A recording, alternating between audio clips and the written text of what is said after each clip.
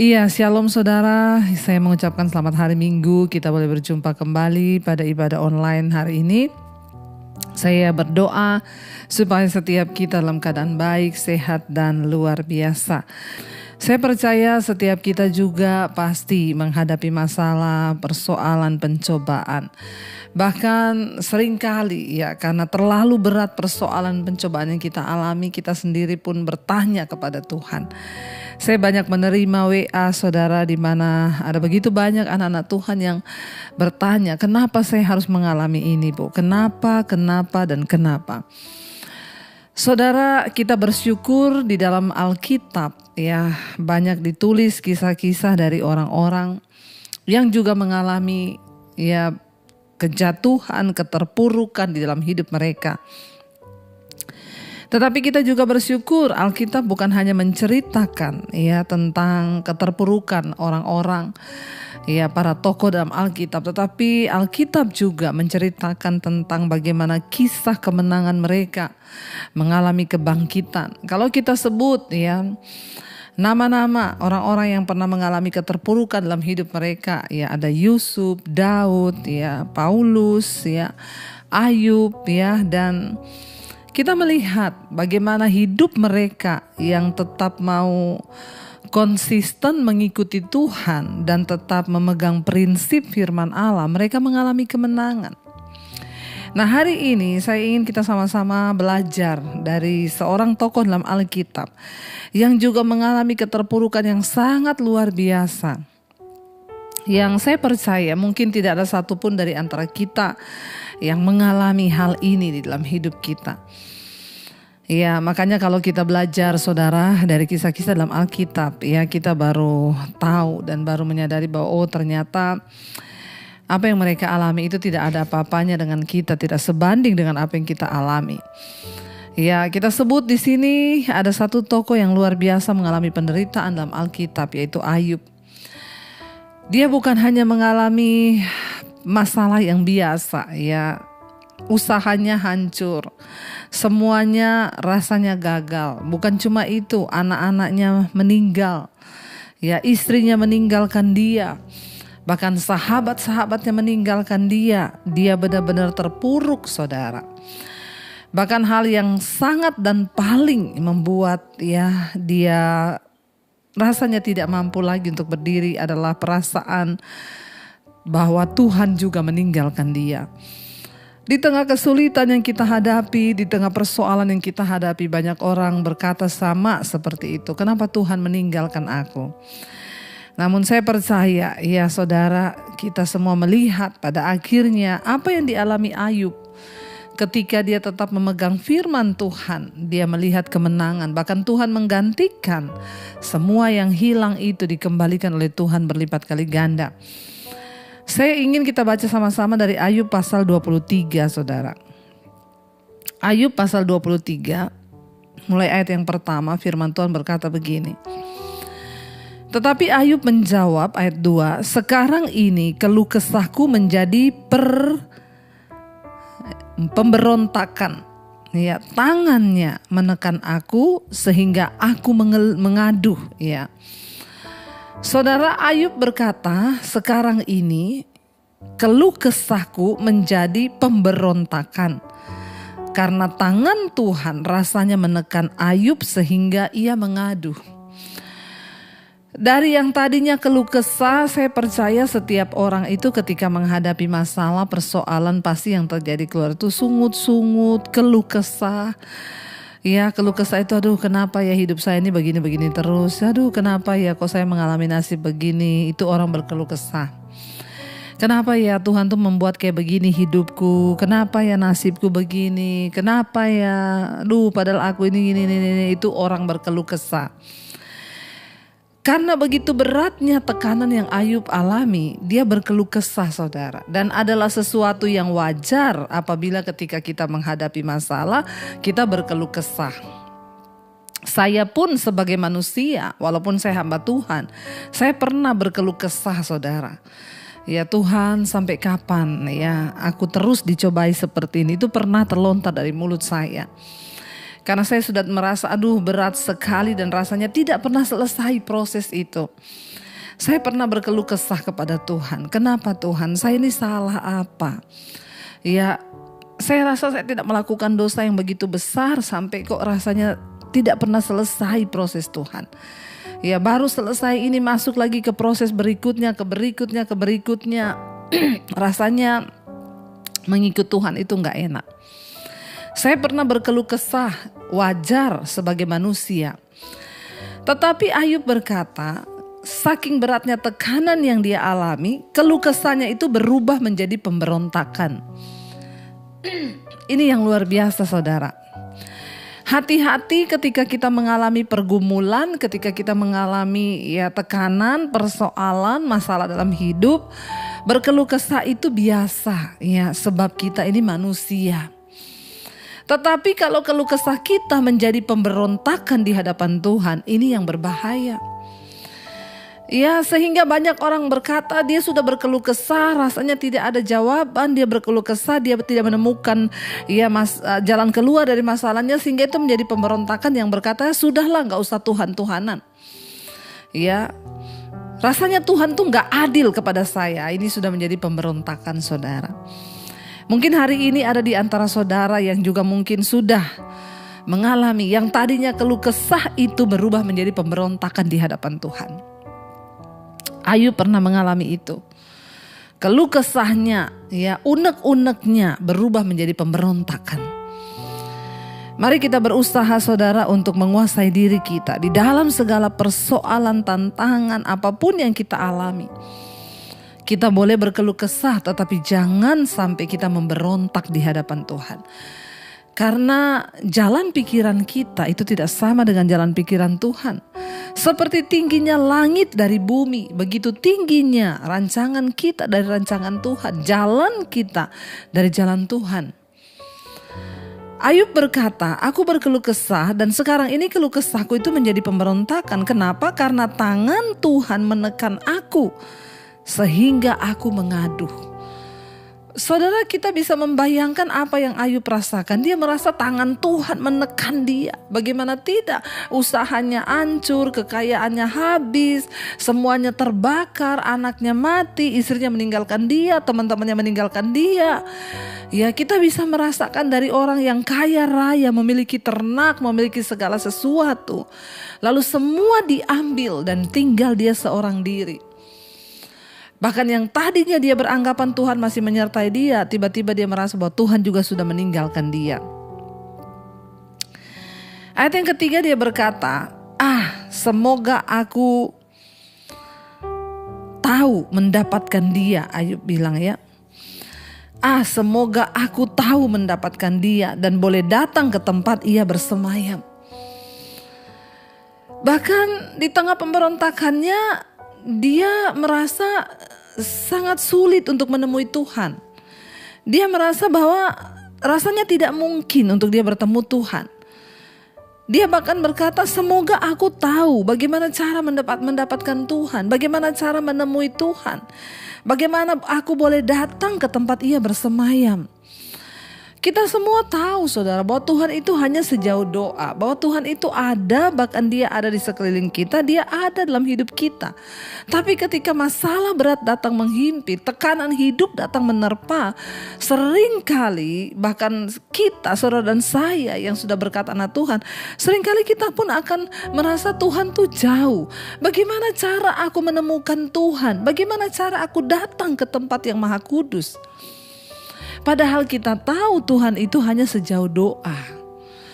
Ketika Ayub memberontak kepada Allah, ketika Ayub memberontak kepada Tuhan karena masalah yang begitu berat yang dia alami, inilah perasaan yang paling bisa membunuh iman kita. Akhirnya Ayub kehilangan Tuhan, dia merasa Tuhan meninggalkannya.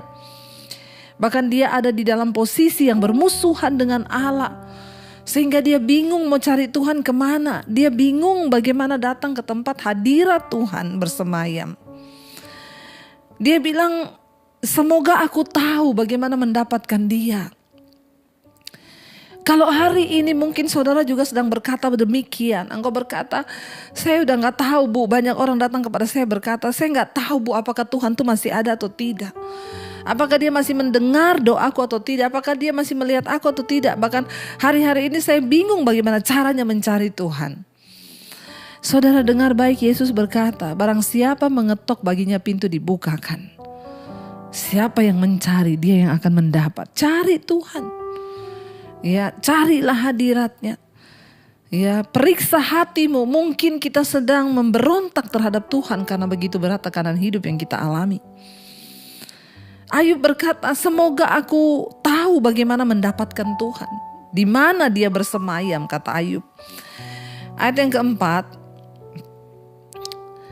maka dia berkata, ya maka akan kupaparkan perkaraku di hadapannya dan kupenuhi mulutku dengan kata-kata pembelaan.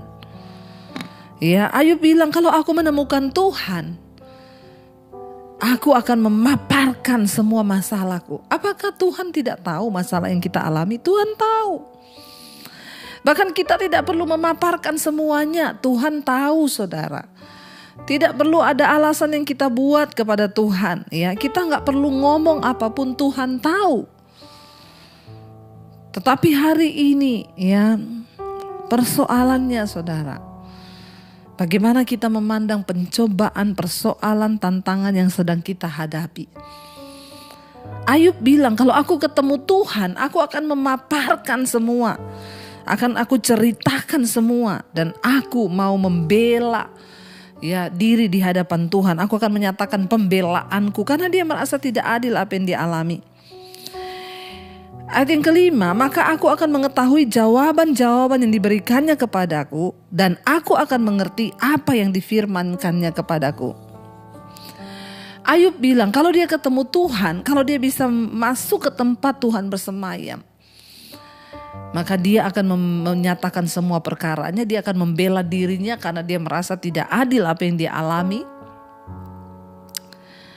Dia bilang kalau dia ketemu Tuhan, dia akan menyatakan semua-muanya, maka aku akan mengetahui jawaban apa yang akan Tuhan beri. Jadi seolah-olah Ayub ini menggurui Tuhan, saudara. Dia merasa ya maka Tuhan mungkin ya jawaban apa ya yang akan Tuhan beri kepadaku, dia bilang ya, dan apa yang akan diberikannya kepadaku jawabannya, dan aku ya akan mengerti apa yang difirmankannya kepadaku. Ayub mencoba memikirkan dengan akal budinya. Dia mencoba merenungkan dengan cara berpikirnya. Ya, dia berharap kalau dia sudah memaparkan semuanya di hadapan Tuhan, lalu Tuhan berfirman dengan semua jawaban. Kenapa kamu menghadapi ini karena begini. Ya, dia baru bilang ya aku akan mengerti kenapa semua ini terjadi. Ayat yang ke-6 di sana dikatakan, sudikah ia mengadakan perkara dengan aku dalam kemahakuasaannya? Tidakkah ia akan menaruh perhatian kepadaku? Ya, Ayub berkata, apakah Tuhan masih sudi? Ya, ketemu dengan dia, mengadakan perkara dengan dia. Ya, apakah dalam kemahakuasaannya itu Tuhan masih sudi, masih rela? Ya, bahkan Ayub sendiri tidak yakin akan imannya kepada Tuhan. Apakah Tuhan masih mau menemui dia dan menjawab semua pertanyaan, semua keluh kesah yang dia berikan itu. Apakah Tuhan masih sudi karena dia Allah yang begitu maha kuasa. Ya, Ayub berkata, tidak, ia akan menaruh perhatian kepadaku. Tetapi Ayub menjawab, ya, tentu Tuhan akan sudi dan ia akan menaruh perhatian kepadaku. Ayat yang ke-7, Ayub berkata sana, orang jujurlah yang akan membela diri di hadapannya. Dan aku akan bebas dari hakimku untuk selama-lamanya. Ayub masih berpikir bahwa dia tuh jujur, dia tuh benar di hadapan Allah, sehingga ada satu alasan untuk dia dapat membela diri di hadapan Tuhan. Membantah Tuhan dengan semua yang sudah terjadi. Ayub berharap ya kejujurannya yang dia pegang selama ini itu menjadi modal untuk dia bisa bertanya jawab dengan Tuhan. Dia menyanggah Tuhan kalau Tuhan nanti benar-benar menemuinya, dia bilang hanya orang jujur. Ya, makanya kalau kita lihat di sana judul perikopnya adalah Ayub ingin membela diri di hadapan Allah karena dia berpikir dia jujur. Dalam segala hal yang dia lakukan tuh dia benar, ya. Dan dia berkata orang jujurlah yang akan membela dirinya di hadapan Allah. Dan aku akan bebas dari hakimku untuk selamanya. Dia berpikir kalau dia datang membela diri di hadapan Tuhan, maka Tuhan akan ngerti, oh iya Ayub ini benar, dia itu jujur. Kenapa ya saya memberi dia masalah yang begitu berat, lalu akhirnya Tuhan akan membebaskan dia, lalu dia akan bisa ya bebas dari semua masalah dan penghukumannya dari Allah Sang Maha Hakim itu. Ayat yang ke-8 saudari katakan di sana, sesungguhnya kalau aku berjalan ke timur ia tidak di sana, atau ke barat tidak kudapati dia. Di utara ku cari dia, ia tidak nampak. Aku berpaling ke selatan, aku tidak melihat dia. Namun apa yang Ayub temui saudara ketika dia begitu banyak unek-unek yang akan dia sampaikan, pembelaan dirinya yang akan dia sampaikan kepada Tuhan, dia berusaha mencari Tuhan. Ya, tetapi dia berkata saudara, sesungguhnya dia berjalan ke timur mencari Tuhan, ternyata di sana Tuhan tidak ada. Lalu aku ke barat, tidak kudapati juga Tuhan di sana, dia bilang. Ya, di utara ku cari dia, ia tidak nampak. Lalu aku berpaling ke selatan, aku tidak melihat dia. Di tengah pergumulan yang berat seringkali saudara, Tuhan izinkan kita ada di masa-masa kelam di mana kita merasa lagi tidak menemukan Tuhan. Ayub sudah menyiapkan semua pembelaan dirinya di hadapan Allah, semua perbantahannya nanti dengan Tuhan, tetapi dia bilang semuanya sia-sia karena dia tidak bisa menemukan Tuhan.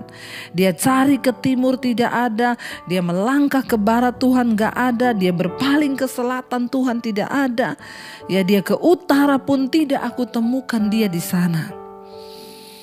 Mungkin hari ini kita juga sedang ada dalam persoalan masalah yang sama. Rasanya kita tidak menemukan Tuhan lagi. Kita sudah mencari dia. Ada banyak orang-orang yang datang berkata kepada saya, Bu, saking beratnya tekanan yang saya alami, sekarang ini saya sudah gak bisa doa. Rasanya Tuhan itu jauh. Saya berusaha untuk baca Alkitab, tapi saya gak bisa menemukan Tuhan. Saya berdoa, Bu, biasanya saya bisa nangis mengingat kasih Tuhan. Kali ini sudah tidak ada. Saya kekering, saya mengalami kekeringan rohani. Di tengah pergumulan yang hebat, Ayub berkata, dia mengalami kekeringan rohani. Kenapa? Karena dia tidak menemukan Tuhan. Dia sudah menyiapkan semua pembelaan dirinya di hadapan Allah. Tapi ketika dia mencari, ternyata dia tidak menemukan Tuhan. Aku cari timur gak ada, ke barat gak ada, ke selatan tidak ada, ke utara pun dia tidak menemukan Tuhan. Kita melihat saudara, ya saya tidak mengerti apa yang sedang engkau alami hari ini. Namun saya juga pernah berada di satu situasi yang sama. Di mana saya merasa Tuhan meninggalkan. Di mana saya merasa Tuhan rasanya jauh. Dan memang saudara, kita akan melewati fase-fase ini selama kita hidup di dunia. Tetapi di sana dikatakan saudara, kalau kita lihat ayat yang ke-10. Satu hal yang Ayub masih pegang dan dia tanamkan di hatinya. Dia berkata begini saudara, karena ia tahu jalan hidupku, seandainya ia menguji aku akan timbul seperti emas. Ayub mencoba membangkitkan imannya saudara. Saat dia mencari Tuhan dia tidak menemukan. Saat dia berusaha untuk membela diri tetapi sia-sia. Lalu dia berusaha membangkitkan imannya dalam dirinya sendiri. Dia bilang, Tuhan itu tahu jalan hidupku. Ya, dia bilang Tuhan itu tahu jalan hidupku. Dan seandainya ia menguji aku, maka aku akan timbul seperti emas. Satu hal mari kita yakinkan, di saat kita tidak mengerti apa yang sedang Tuhan kerjakan, di saat kita tidak mengerti kenapa kita mengalami masalah, di saat kita mencoba mencari Tuhan tapi kita tidak menemukan Tuhan, mari yakinkan kepada diri kita bahwa Tuhan tahu jalan hidup kita. Dia tahu apapun yang kita lakukan hari ini, Dia tahu, bahkan Dia tahu hatimu. Dia tahu hidup kita, saudara. Tidak ada satupun dari hidup kita yang Tuhan gak tahu. Kalau hari ini engkau sedang menangis dan engkau sedang terpuruk dan berkata, Tuhan, kenapa ini terjadi? Saya cuma mau bilang buat saudara, Tuhan tahu. Dia sedang melihat hidupmu hari ini dan Dia sedang menunggu respon dari engkau. Ayub mencoba meyakinkan dirinya bahwa Tuhan tuh tahu jalan hidupnya. Sekalipun hari ini kita tidak mengerti, tapi percayalah Tuhan tahu apa yang kita alami. Tuhan yang lebih tahu. Engkau mungkin sedang berkata, aku mengalami sesuatu yang tidak adil Tuhan. Kenapa aku alami ini? Kenapa orang itu berlaku seperti ini? Kenapa Tuhan perusahaanku ditipu? Kenapa aku mengalami begini? Saudara, Tuhan tahu. Itu titik diem. Tuhan tahu. Semua yang terjadi di hidup kita tuh Tuhan tahu. Engkau mungkin sedang berkata, kenapa suamiku begini? Kenapa anakku begini? Kenapa ini begini? Saya cuma mau sampaikan hari ini seperti Ayub meyakinkan dirinya, Tuhan tahu jalan hidup kita. Dia yang paling tahu. Jangan berpikir Tuhan tidak tahu. Tuhan tahu. Sehingga Ayub bilang, seandainya memang Tuhan menguji aku, maka aku akan keluar seperti emas. Ya. Akhirnya Ayub ada pada satu titik. Dia bilang, Tuhan yang lebih tahu jalan hidupku. Kalau memang saat ini aku sedang diuji oleh Tuhan, maka aku akan keluar seperti emas. Aku akan timbul seperti emas. Mari kita perkatakan pada diri kita, Tuhan, sekalipun Engkau sedang menguji aku akan keluar seperti emas. Karena aku tahu bahwa Tuhan tahu hidupku. Pegang itu saudara. Lalu yang berikutnya Ayub bilang apa? Ya, kakiku tetap mengikuti jejaknya. Aku menuruti jalannya dan tidak menyimpang. Ya, Ayub bilang, kakiku itu mengikuti jejaknya. Aku menuruti jalannya dan tidak menyimpang. Satu saudara yang harus kita lakukan ketika kita ada di dalam persoalan, dalam tekanan, dalam tantangan yang berat. Ayo tetap kakimu mengikuti Tuhan. Jangan menyimpang ke kanan atau ke kiri. Ikuti kehendak Tuhan. Kemanapun Tuhan mau bawa. Sekalipun sulit, bahkan mungkin kita tidak mengerti, ikut saja.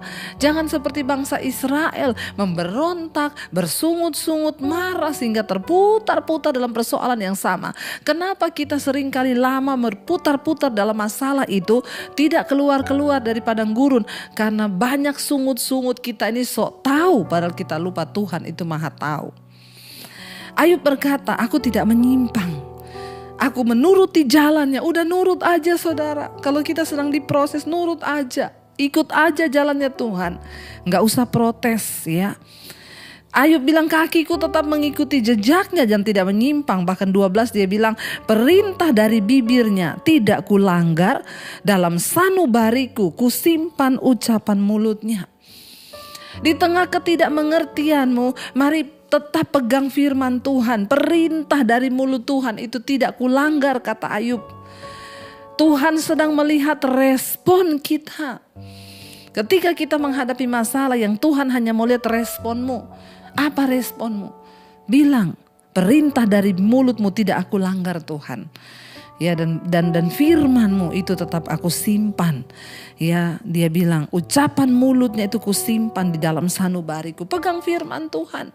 Pegang ucapan janji Tuhan, simpan dalam hatimu saudara.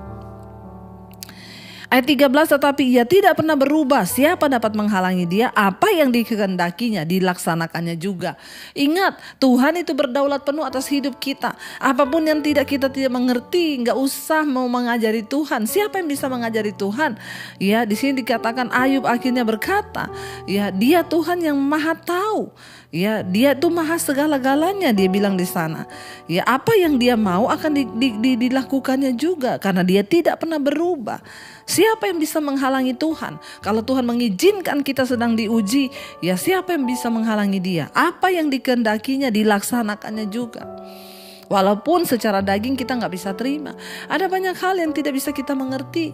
Tapi percayalah Tuhan itu tidak pernah salah dan dia tidak jahat. Ayat 14, karena ia akan menyelesaikan apa yang ditetapkan atasku. Dan banyak lagi hal yang serupa itu dimaksudkannya. Itulah sebabnya hatiku gemetar menghadapi dia. Kalau semuanya itu kubayangkan, maka aku ketakutan terhadap dia. Saudara yang terkasih, ya mari milikilah tetap rasa takut akan Tuhan itu. Ya, supaya kita tahu bahwa Tuhan Maha Tahu. Ya, tetaplah pegang firman-Nya, berjalanlah dalam rencananya dan jangan menyimpang. Pegang ucapan mulutnya, taruh dalam sanubari kita dan ingat dia Tuhan yang Maha Kuasa. Dia sanggup melakukan segala sesuatunya. Kita tahu bagaimana akhir dari cerita kisah hidup Ayub. Tuhan pulihkan bahkan 2 kali lipat dari apa yang pernah hilang diambil daripadanya. Satu saat engkau juga akan melihat pemulihan yang dari Tuhan. Bukan hanya Ayub yang sudah mengalami itu. Bukan hanya Daud yang sudah mengalami itu. Bukan cuma Yusuf yang sudah mengalami itu. Saya mau bersaksi kepada saudara saya, orang yang menyampaikan firman ini kepada saudara hari ini, saya mau bilang, saya pun sudah mengalami janji pemulihan itu. Tidak untuk selamanya orang benar dibiarkan menderita.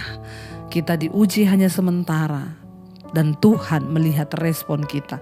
Karena itu saudara, hari ini kita juga akan ada perjamuan kudus. Ya, ini adalah satu sakramen yang kudus dan sakral, di mana mengingatkan kita kembali bahwa Yesus sudah mati bagi kita, darahnya tercurah, tubuhnya tercabik untuk memberikan harapan akan janji tentang pemulihan itu. Mari kita siapkan perjamuan. Kita akan mengikuti perjamuan kudus, salah satu sakramen. Kita siapkan hati dan hidup kita, saudara. Kalau hari ini saudara ada roti atau biskuit atau anggur atau teh, apa saja yang bisa saudara ya ambil, ya yang terpenting adalah kita menaruh iman bahwa itu adalah tubuh dan darah Yesus. Sebelum kita perjamuan, mari kita akan mengoreksi hati dan hidup kita, pikiran kita. Kalau ada dosa, ada pelanggaran, kita mohon pengampunan kepada Tuhan. Itulah cara kita menghormati tubuh dan darahnya. Datang pada Tuhan hari ini, saudara. Kalau engkau masih menyimpan kepahitan di hatimu, katakan, Tuhan, aku mau mengampuni, aku mau melupakan, aku mau hidupku dikuduskan. Kalau ada pikiran yang tidak berkenan, biar engkau bilang, Tuhan, aku mau pikirkan yang baik, yang suci, yang kudus. Kalau ada dosa yang mengikat hidupmu, katakan pada Tuhan, aku mau dilepaskan. Mari kita datang di hadapan Tuhan, saudara, menghormati karya terbesar yang sudah Tuhan berikan buat setiap kita, yaitu kematiannya, penebusannya. Mari katakan pujian ini di hadapan Tuhan. Karya terbesar dalam hidupku, pengorbananmu yang selamatkanku. Engkaulah harta yang tak ternilai, yang ku kagumi Tuhan, yang ku miliki dan ku hargai. Yesus, Engkau ku kagum. Lebih lagi katakan di hadapan Tuhan, karya terbesar, karya terbesar dalam hidupku, pengorbananmu Yesus, amin. Yang selamatkanku, Engkaulah harta yang tak ternilai, yang ku miliki dan ku hargai. Yesus, Engkau ku kagumi. Terima kasih Tuhan buat curahan darahmu, buat tubuhmu yang tercabik untuk menanggung setiap dosa dan pelanggaran kami. buat darah-Mu yang tercurah Tuhan untuk menebus hidup kami. Terima kasih Yesus, terima kasih Tuhan. Tanpa pengorbanan-Mu kami binasa, hidup kami sia-sia. Kuduskan hidup kami Bapa sebelum kami masuk dalam perjamuan kudus. Kami bawa hidup kami kepada-Mu Tuhan. Terima kasih Yesus. Mari angkat roti di tangan kanan-Mu saudara.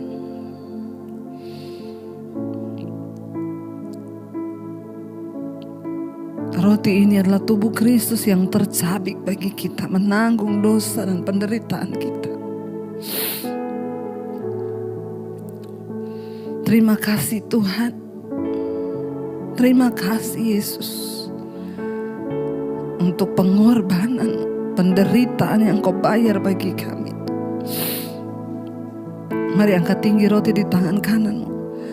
Sebab apa yang telah kuteruskan kepadamu telah aku terima dari Tuhan, yaitu bahwa Tuhan Yesus pada malam waktu Ia diserahkan, Dia mengambil roti, dan sesudah itu Ia mengucap syukur atasnya. Ia memecah-mecahkannya dan berkata, inilah tubuhku yang diserahkan bagi kamu. Perbuatlah ini menjadi peringatan akan aku. Terima kasih Tuhan. Terima kasih buat penderitaan. Saudara, bukankah roti yang ada di tangan-Mu adalah persekutuan-Mu dengan tubuh Kristus? Amin. Mari kita makan di dalam nama Tuhan Yesus.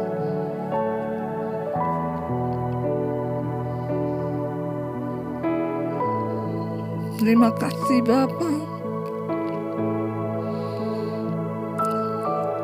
Terima kasih buat tubuh-Mu yang tercabik. Mari kita angkat anggur di tangan kanan kita saudara. Tetap dalam hadirat Tuhan.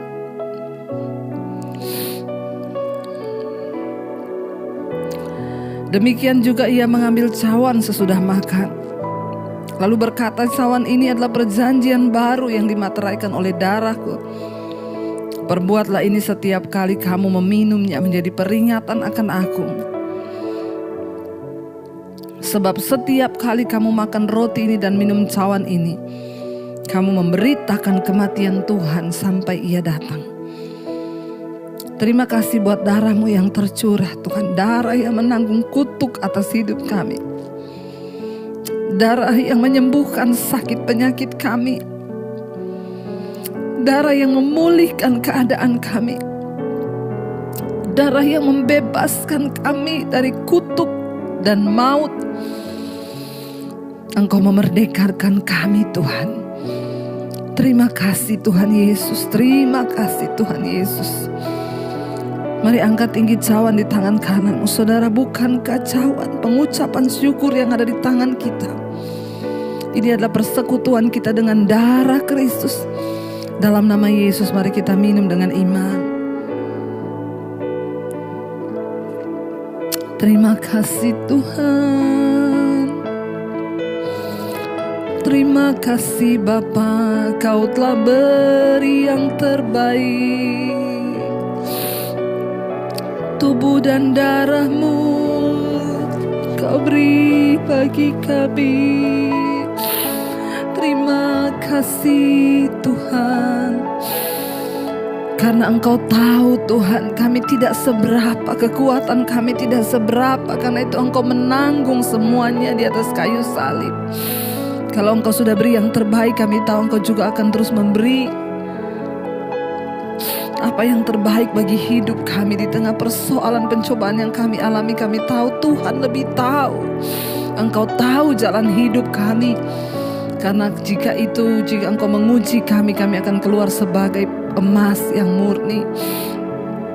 Mari katakan di hadapan Tuhan saudara dengan iman pujian ini. Kau lebih tahu yang terbaik bagiku.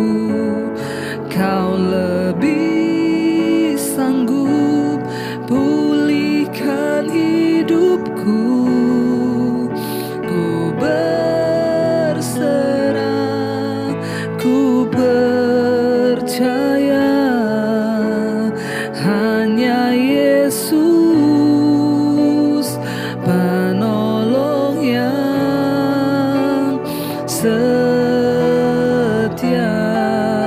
Lebih lagi angkat hatimu, katakan, Kau lebih tahu yang terbaik bagiku. Amin Tuhan. Amin. Pulihkan hidupku, katakan, ku berserah, ku percaya hanya Yesus penolong yang setia.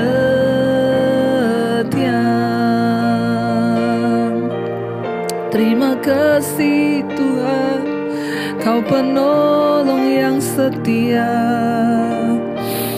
Terima kasih Tuhan, ajar kami mengerti Engkau lebih tahu yang terbaik bagi hidup kami. Karena itu kami mengalami kuasa kebangkitan-Mu. Kami bangkit hari ini dari keterpurukan dan kami memilih untuk percaya bahwa Tuhan tahu jalan hidup kami. Kami tidak akan bersungut lagi, apalagi memberontak terhadap Tuhan. Terima kasih Bapa. Berkati semua anak-anak-Mu yang setia beribadah di Sunday online hari ini Tuhan. Berkati hidup mereka, berkati rumah tangga, berkati dalam pergumulan-pergumulan mereka. Mereka keluar sebagai pemenang sebab Tuhan menyertai. Terima kasih buat setiap anugerah yang terbaik yang Tuhan berikan buat hidup kami. Terus Engkau menyertai kami Bapa dengan anugerah perkenanan-Mu. Yang sakit Engkau sembuhkan, yang beban berat Engkau berikan kelegaan. Mari buka hati dan tanganmu saudara. Terimalah berkat dari Allah Bapa, cinta kasih Tuhan Yesus Kristus, penyertaan dari Allah Roh Kudus menyertai hidupmu mulai hari ini bahkan sampai kali yang kedua. Tuhan Yesus datang menjemput kita, namamu tercatat dalam kitab kehidupan. Dalam nama Tuhan Yesus yang percaya diberkati Tuhan, katakan bersama, amin, amin, amin.